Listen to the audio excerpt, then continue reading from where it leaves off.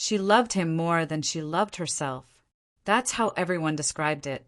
From the outside, Maya and Elijah looked perfect together, like those couples in coffee commercials, always laughing, always looking at each other like the world outside them didn't exist. But what no one saw were the parts Maya tucked away, the doubts, the tiny splinters of discomfort that started showing up like whispers in the back of her mind. She ignored them, of course, because love is patient, love is kind, and Maya had built her entire identity on being both. They met on a cold Thursday afternoon at a bookstore when Elijah accidentally knocked a cup of tea out of her hand while reaching for the same poetry book. He was charming, apologetic, and oddly familiar, as if she'd known him in some other life. They sat and talked for 2 hours that day. She missed a meeting. He skipped a phone call. And just like that, they began to orbit each other like planets too close to avoid collision. Within a week, they were texting constantly. Within a month, he knew her favorite childhood memory, the name of the stuffed bear she'd slept with until college, and how she liked her coffee. Black, no sugar, always with a side of hope. Elijah had a way of making the world quiet. Around him, Maya could breathe easier. He said the right things, did the right things. He opened doors, held her hand in public, sent good morning messages before she even woke up. And for the first time in a long time, Maya felt safe.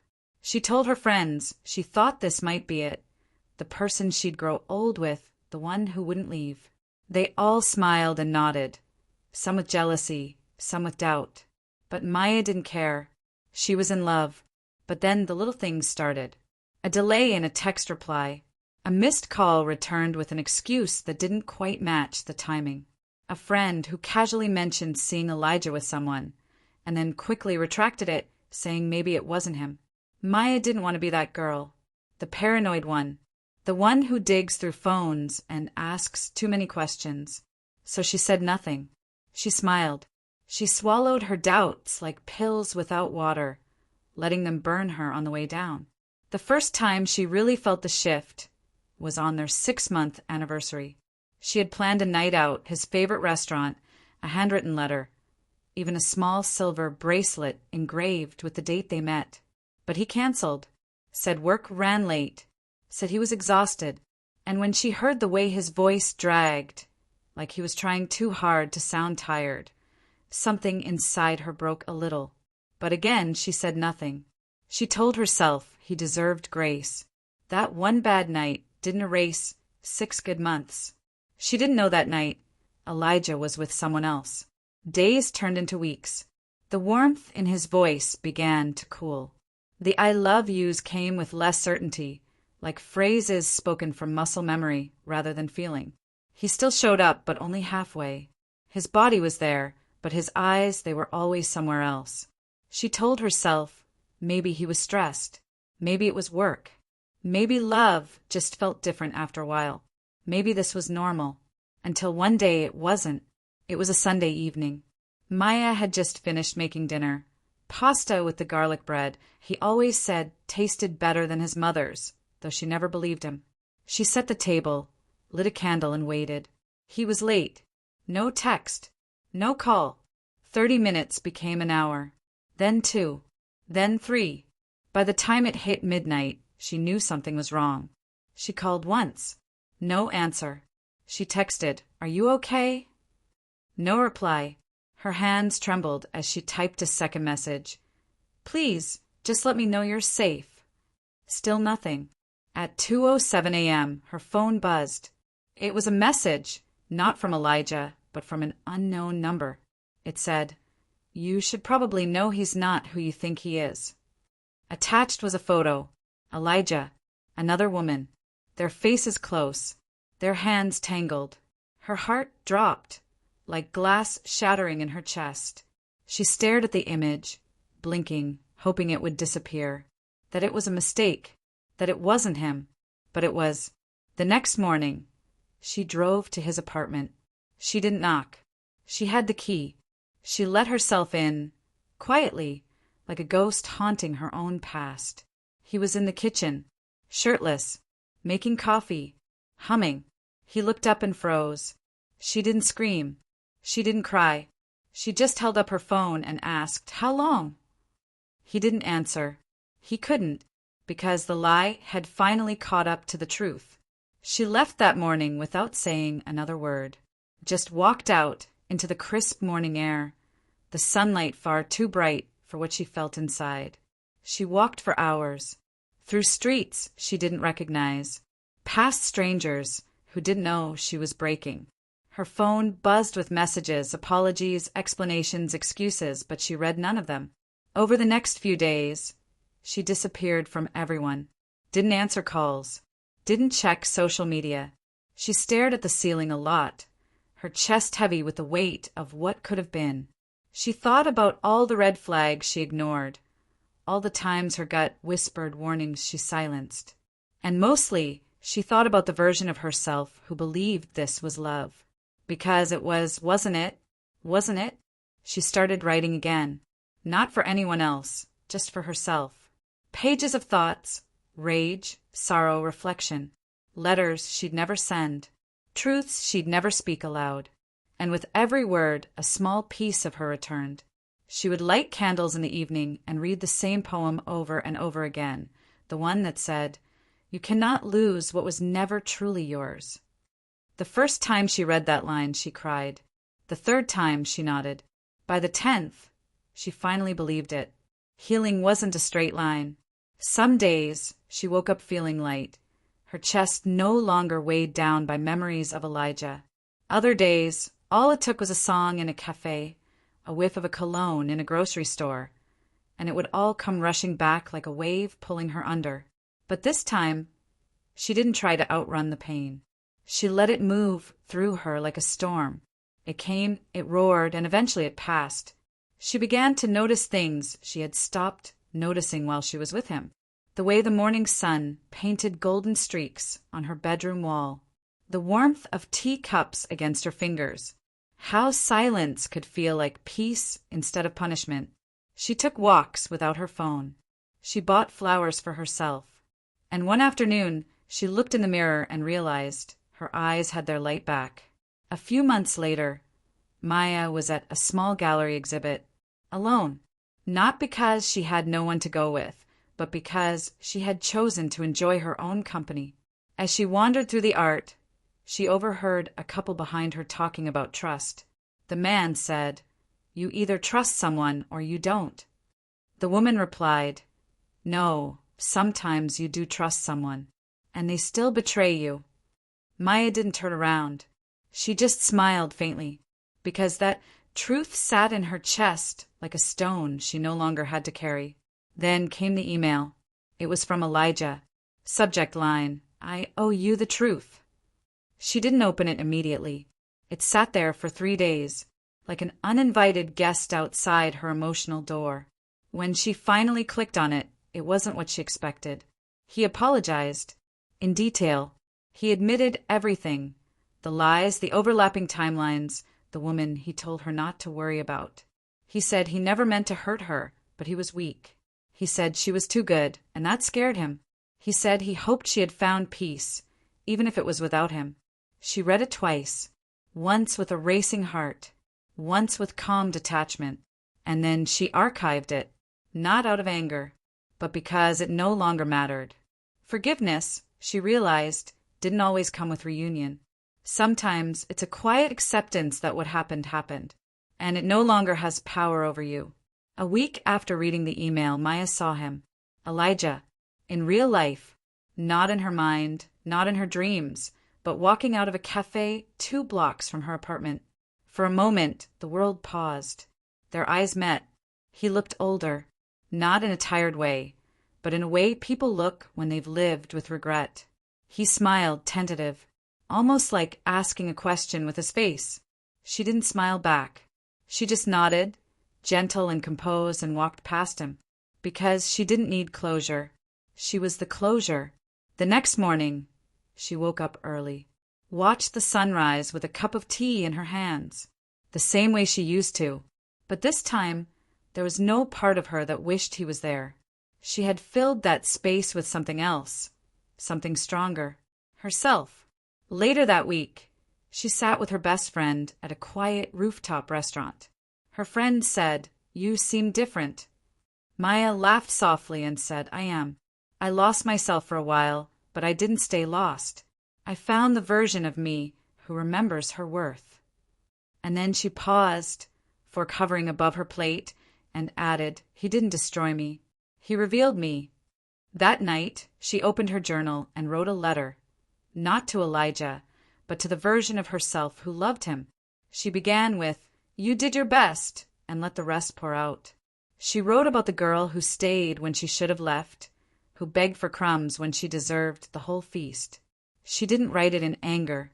She wrote it in love, because she finally understood that healing doesn't mean blaming yourself for what you didn't know back then. It means forgiving yourself for how you tried to survive. Every chapter of love teaches us something, even the painful ones. Maya realized hers taught her boundaries, that no matter how deeply she felt, her love was not supposed to be currency for someone else's confusion. Her silence should not have been mistaken for strength. And loyalty shouldn't come at the cost of your sanity. One evening, she got a call from a number she didn't recognize. She answered without thinking. It was her, the woman from the photo. She didn't say who she was at first, but her voice was calm, slow, deliberate. She said she found Maya's number from Elijah's contacts, that she just needed to say something. "I thought I was the only one," she said, "but I wasn't, was I?" Maya closed her eyes. She could hear the pain, the confusion, the disbelief in her voice.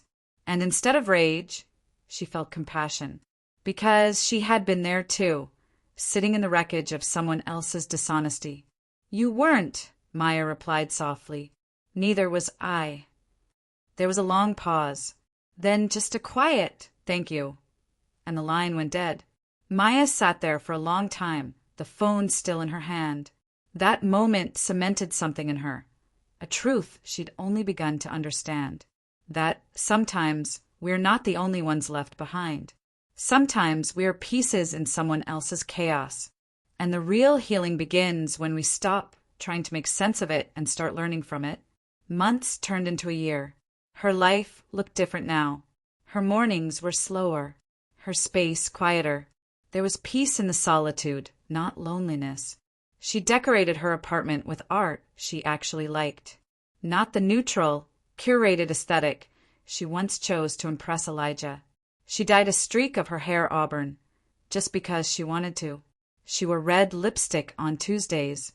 She laughed louder, and she didn't check her phone looking for messages that would never come. Then one afternoon, she got a message from an old friend she hadn't spoken to in years. He was in town. They used to talk during college, nothing serious, just shared music and tea and talks about life. He asked if she wanted to meet. She hesitated, not because she wasn't ready, but because for the first time in a long time, she didn't need anything from anyone. She wasn't looking to be saved, filled, or completed. She agreed anyway. They met at a bookstore, the same one where everything began, and in some ways where everything ended. He smiled when he saw her, said, "You look different." She smiled back. "I am." And she was. They walked through the aisles slowly, the way people do when they aren't in a hurry, when time doesn't feel like it's pressing them forward. They picked up books and read the back covers, occasionally exchanging glances and small, knowing smiles. She found herself laughing more than she expected, but not the kind of laugh that covers up pain. It was something lighter, realer, a laugh from someone who had made peace with the storms behind her. As they sat at a corner table in the cafe attached to the bookstore, he asked, "Do you still write?" She nodded. "More than ever." "What do you write about now?" he asked. She paused, stirring the foam on her latte. "Not about heartbreak. Not anymore. I write about rediscovery, about finding the pieces of yourself you forgot you had." He looked at her for a long moment before saying, "That sounds like the beginning of something good." She smiled, not the smile you give when you're falling in love, but the one you give when you realize you're finally whole without it. That night, she went home and lit a candle, her favorite one with hints of sandalwood and vanilla. She sat by the window with her journal in her lap and wrote, "Today I laughed without looking over my shoulder to see who noticed. I smiled without waiting for someone to smile back. I existed and it was enough." Weeks passed. Her days became filled with simple things: morning walks, handwritten letters to herself, spontaneous dance sessions in the kitchen while pasta boiled on the stove. She had stopped waiting for someone else to give her a reason to feel alive. She became her own reason. One day, while cleaning her closet, she found a small box she had forgotten about. Inside was the bracelet she had once bought for Elijah, the one engraved with the date they met. She held it in her hand, feeling the cold metal press against her palm. There was no rush of sadness, no sudden ache, just a quiet reflection. She took it to a local jeweler and asked them to melt it down. With the metal, she had a new piece made, a small pendant shaped like a flame, because that's what she had become. Not a girl burned by love, but a woman who had risen from it. Some time later, she started sharing parts of her story online. Not names, not dates, just truths. She wrote about loss, love, rediscovery, boundaries. Her words began to spread. People messaged her, thanking her for saying what they hadn't been able to say themselves. Strangers told her they finally left the person who made them feel small. Others said her story reminded them they weren't alone. And that's when she realized sometimes the most painful chapters are the ones that turn us into storytellers. She didn't become a motivational speaker. She didn't write a best-selling memoir. She simply lived honestly, fully, unapologetically. And that, she realized, was more powerful than any podium or spotlight. One evening, she visited her parents. They had always loved Elijah, had grieved the breakup almost like they were mourning a son-in-law they'd already adopted. But that evening, her father looked at her differently. As she shared updates about her life, he reached across the table, squeezed her hand gently and said, "I don't know what happened, but whatever it was, it made you stronger. I'm proud of you." Her eyes welled up, not because of the compliment, but because she finally felt it too. She had grown, not around the heartbreak, not despite it, but because of it. There were still moments, of course, quiet ones, when the world slowed just enough for old memories to slip in. A song on the radio, a couple laughing in a grocery aisle, the sight of someone wearing a jacket that looked just like his. But those moments didn't undo her anymore. They passed through her like shadows, not enemies, not friends, just reminders. Reminders of a life that taught her everything she needed to know about herself. One morning, she received a wedding invitation in the mail. It was from a distant friend, someone she hadn't spoken to in a while, but had shared a chapter of life with during university. She almost tossed it aside, but something told her to go. Not because she needed to see anyone, but because she wanted to mark a shift, a return, a quiet victory.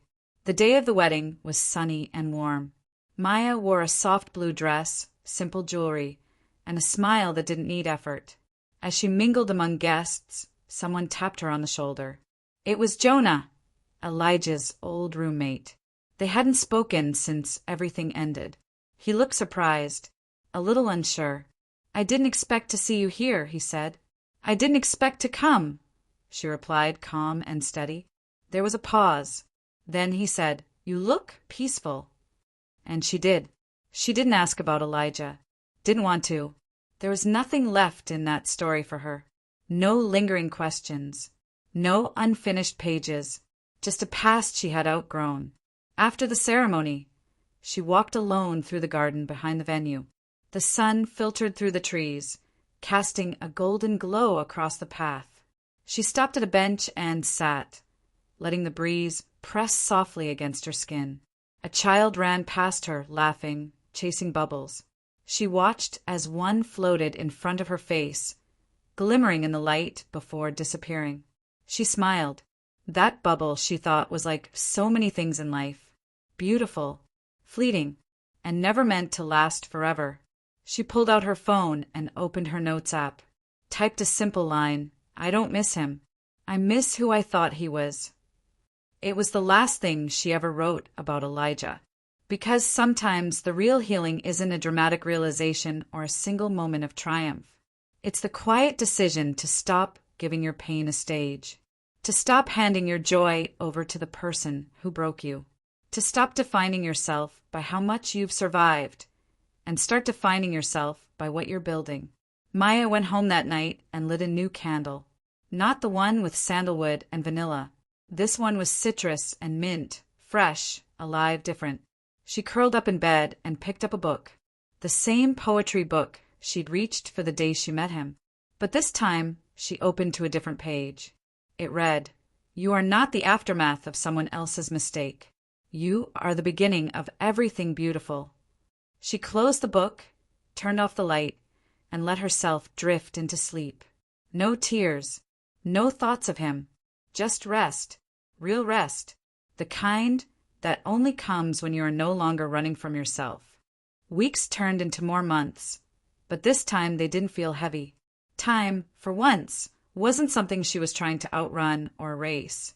It simply passed and she moved with it. Maya had found a rhythm, her rhythm. She no longer checked the rearview mirror of her life to see if someone was chasing her memories.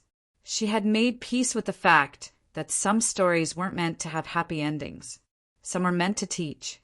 She spent more time with herself, not out of isolation, but because she enjoyed her own company now. She had learned how to sit in silence and not fill it with apologies, how to spend weekends without plans and still feel fulfilled, how to hear her own thoughts and not flinch. One afternoon, she volunteered to speak at a local community workshop for women rebuilding after breakups. She almost backed out, but something inside her said, "You've lived through this for a reason. Share it." When she stood in front of that small group, she didn't start with cliches or quotes. She simply said, "I stayed too long. I gave too much, but I learned, and I survived." Every woman in that room nodded. Some smiled, some cried, and in that moment, Maya realized her story wasn't just hers. It was a reflection of so many others, quietly fighting to find themselves again. The invisible pain people carry after heartbreak. Pain that doesn't always get the space to heal out loud. She ended her talk with something she hadn't even planned to say. The words just came. You don't have to hate them to heal, but you do have to choose yourself. The room was silent. Then came the applause, not loud or forced, but steady and full of weight. Not for what she had said, but for what she had walked through and come out of. On her way home, she thought about how many versions of herself had existed since Elijah. The hopeful one, the broken one, the angry one, the numb one, and now this one. The version who didn't need anyone's validation to feel whole. Who didn't need to explain why she stayed or why she left. Who didn't need to prove that she was enough. She already knew. One night, much later, she sat under a sky full of stars on her apartment balcony, wrapped in a soft blanket, sipping tea, a candle flickering beside her. Her phone buzzed. A message from a name she hadn't seen in a long time. Not Elijah. Someone else. Someone new. A friend of a friend she had met in passing at a bookstore weeks ago. He had said he liked the book in her hands. She had smiled and kept walking. The message simply read, "Would you like to get coffee sometime?" She stared at it, not with panic, not with a racing heart, just quiet curiosity. She didn't say yes. She didn't say no. She put the phone down and looked up at the sky again. Because for the first time in forever, she wasn't waiting for someone to choose her. She had already chosen herself, and if love were to come again, it would find her exactly where she was, whole, grounded, and already home. A few weeks after that message, Maya did eventually go out for coffee. Not because she was searching for anything, but because she was open. Not desperate, not guarded, not chasing. Just present. The conversation was light, the laughter real. No butterflies, no fireworks. Just peace. And peace, she had come to learn, was far more rare and more valuable than any spark. As she walked home that evening, her shoes clicking gently on the pavement, she thought about how far she had come. Not in distance, in depth. There was a time when she thought healing would come with a big, dramatic finish, some cinematic moment where everything made sense. But instead, healing had come quietly, slowly, in the quiet mornings, in the long walks, in the way her heart no longer ached when someone mentioned his name. She no longer wondered what he was doing or who he was doing it with. She didn't relive the betrayal in her head on repeat. She didn't rewrite conversations, hoping they would have ended differently. It wasn't that she had forgotten. It was that she had finally put the memory in its rightful place. A closed chapter, a lesson learned, nothing more. One Sunday morning, she returned to the beach she hadn't visited in over a year. The same beach she had walked after the night everything fell apart. This time the tide was calm, the sky clear. She took off her shoes and walked barefoot in the sand, letting the waves touch her toes. She stood there for a long time, letting the wind wrap around her like an old friend. And she whispered, not to anyone, not to the sea, but to herself, "Thank you for surviving." Because she had. She survived the confusion, the self-doubt, the spiral of wondering what she did wrong. She survived the sleepless nights, the endless overthinking, the lies she once mistook for love. She survived the hollow silence after it all ended. And even more than that, she rebuilt, reclaimed, recentered. It wasn't just that she had moved on. She had moved in, back into herself. And that was the real victory. In time, her story no longer revolved around the man who hurt her. It revolved around the woman who rose after him. The woman who chose to grow instead of close, who chose grace instead of resentment, who chose to believe in love again.